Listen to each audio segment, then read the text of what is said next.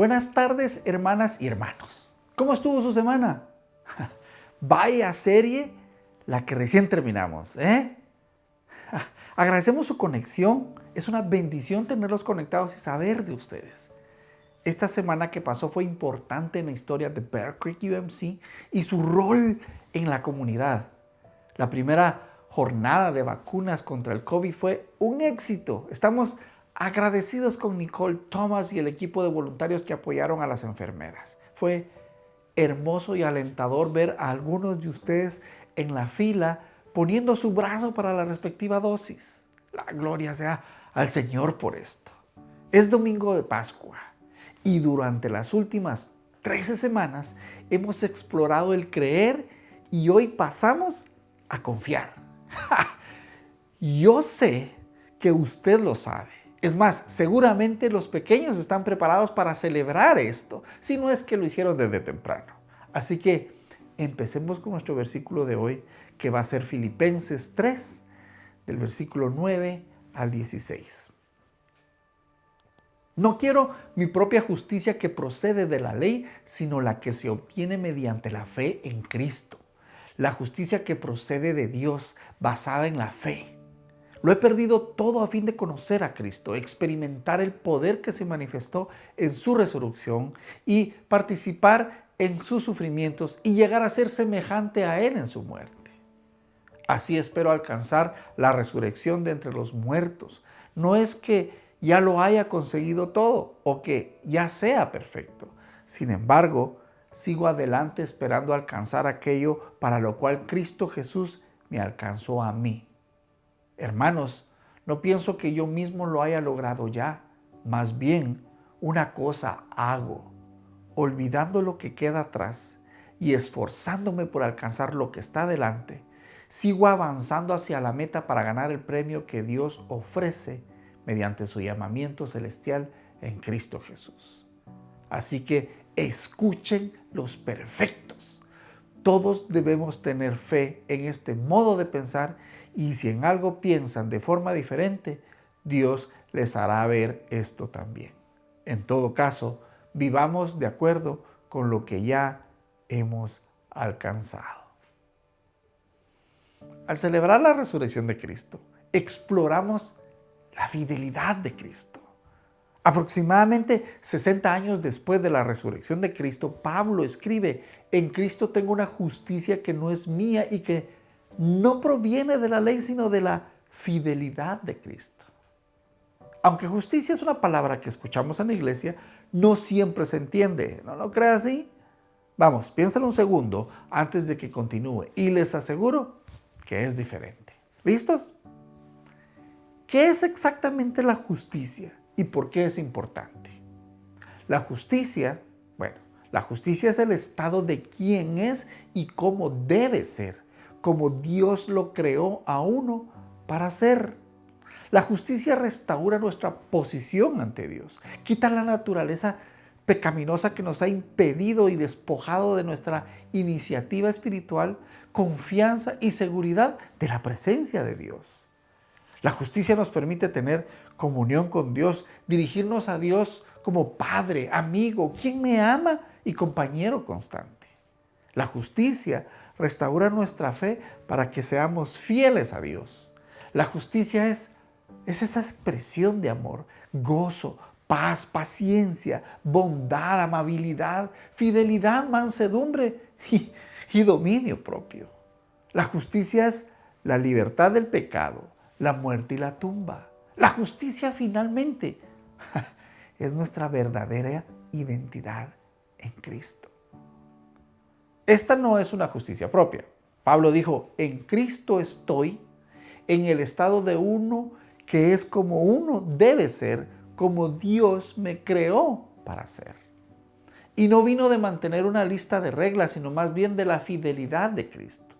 Los versículos anteriores a nuestro texto, la lista, Pablo describe su identidad de justicia propia como circunciso en el 8º día, del pueblo de Israel y la tribu de Benjamín, un hebreo de los hebreos, con respecto al observador de la ley, fariseo, respecto a la devoción a la fe, acosador de la iglesia, respecto a la justicia bajo la ley irreprensible.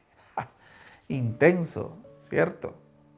Justicia, el estado de uno que es como uno debe ser, como Dios creó a uno para ser, desde la perspectiva judía se alcanzó haciendo ambas obras de justicia que eran dar a los pobres, orar, ayunar y guardar los mandamientos que se encuentran en la Torá.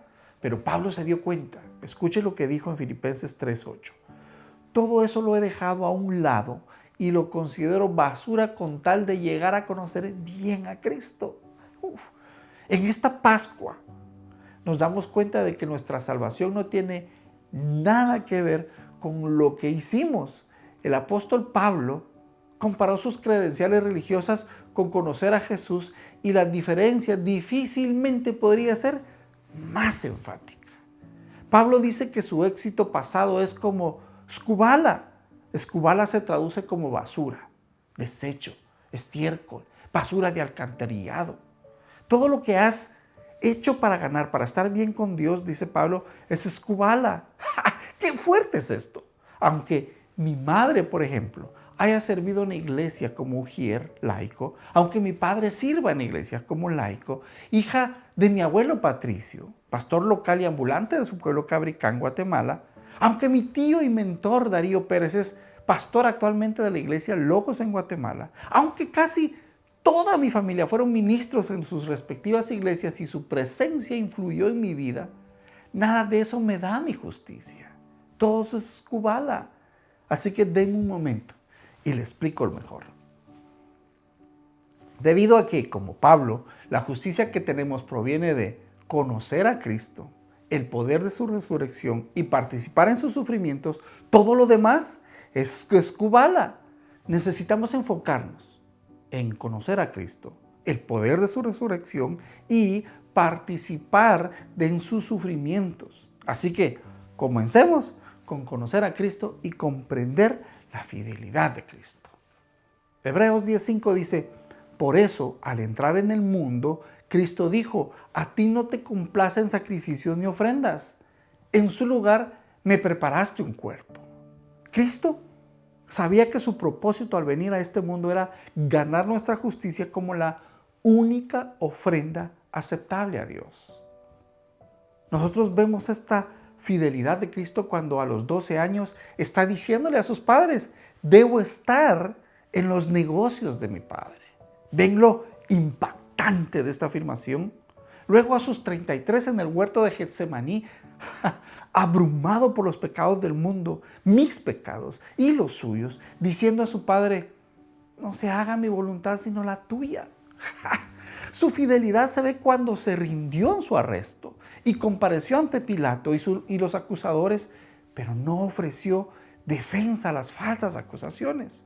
Vemos su fidelidad cuando 39 latigazos causan dolor y sufrimiento en su cuerpo y alma.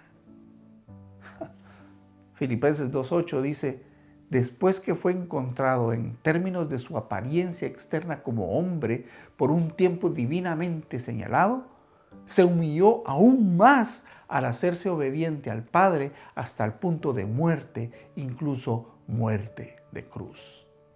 Vemos su fidelidad en las palabras aún más cuando lo clavaste en la cruz.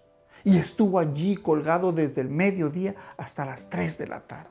Cuando gritó, Dios mío, ¿por qué me has desamparado? Tengo sed. Y luego, consumado está. La fidelidad es Cristo mismo y se ve en cada acción, cada palabra y en este momento en particular, más que ningún otro, veo la fidelidad de Cristo. Es después de su muerte, mientras espera en el lugar de los muertos a que su Padre lo resucite. Sabía que no sucedería el primer día ni el segundo, sino después de 3 días. De nuevo, imagine la espera. Permítame recordarles lo que es la fe. Ahora bien, la fe es la garantía de lo que se espera, la certeza de lo que no se ve. Y Jesús muestra que no solo cree que su Padre lo resucitará, sino que confía en que lo hará. Fe en acción es confianza y la definición de fidelidad. Es la fidelidad de Cristo lo que hace posible nuestra fidelidad. Eso es fidelidad. Quiero que todos y cada uno de ustedes en esta Pascua experimenten esta nueva identidad en Cristo. Pablo dice, la justicia que tengo, el estado de ser quien debo ser como Dios me creó para ser, proviene de el poder de su resurrección. Centrémonos en la resurrección de Cristo y su fidelidad. Jesús estaba seguro de que su Padre lo resucitaría al tercer día en que entregara su espíritu, su vida, a su papá. Observe bien sus últimas palabras. Entonces Jesús exclamó con fuerza, Padre, en tus manos encomiendo mi espíritu. Cuando Jesús confió su vida a la de su Padre, también confió las nuestras. Padre, en tus manos confío la vida de Rudy Darío, la vida de Janet, la vida de Luca, Stephanie, Darío y la vida de Melanie y su vida y la vida de todos en el mundo. Es la fidelidad de Cristo, no la fe en Cristo, sino la fidelidad de Cristo. Pablo deja claro que la justicia que tiene no es suya y no proviene de su fe, sino de la fidelidad de Cristo. Pero lo que pasa es esto. La fidelidad de Cristo nos da una justicia que nos permite confiar, nos permite ser fieles. Pablo dijo, la justicia que tenemos proviene de conocer a Cristo, el poder de su resurrección y participar en sus sufrimientos. Y participar significa que la justicia está en proceso, en curso, lo que viene siendo la gracia santificante de Dios. Todos hemos tenido desafíos en estos últimos 12 a 15 meses a lidiar con esta pandemia. Dificultades económicas, enfermedades y muertes. Fui un fiel testigo de la vida en pareja de mis padres, cuando enfrentaron la situación de vida o muerte más compleja que les pudo tocar. Mi hermano Elioshka había nacido con un mal congénito del corazón. Era un niño azul en términos médicos y físicos también. Los médicos le dijeron que debían operar el corazón de emergencia, pero que la única persona en el planeta que podía hacerla era un médico del Hospital de Niños en Boston, Massachusetts. Era imposible tenerla en Guatemala. Además, aunque mis papás tenían una vida económica cómoda, no era suficiente. Hubo temas de visas, hubo permisos de viajes, pero lo más difícil era tener la aprobación del cardiólogo pediatra. Mis padres no desistieron e hicieron todo lo que estaba a su alcance y fueron más allá con esto. Cuando lograron hablar con el médico, pasaron ciertas cosas sorprendentes. Primero, él era el médico más notable de su área y era guatemalteco. Luego dijo que él intervendría a mi hermano, no cobraría sus honorarios, consiguió que el hospital nos diera espacio en la agenda y lo atendieran. Esa noticia fue sorprendente.